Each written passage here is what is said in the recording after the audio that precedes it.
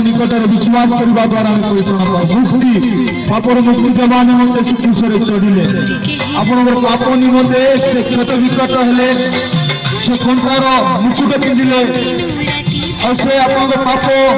बढ़ी नहीं गले तेणुक जदि आम मुक्ति पाइबा कहले जदि आम आत्मार शांति पाइबा कहले जीशु पर गोटे विश्वास करवा जदि आम जीशु को विश्वास करवा ताले से समस्त पापर मुक्त करेंगे समस्त दोषर से मुक्त करेंगे समस्त अपराध रक्षा दान करेंगे तेणु आपण ग्राम संदेश देवाई आम आसुचु आज 24 वर्ष तले से परित्राणर कार्य से करते क्रूश पर चढ़ी मृत्युवरण कर सारा जगतर कल्याण निमंते से निज जीवन को देते जब विश्वास करवा मुक्ति पाई। धन्यवाद।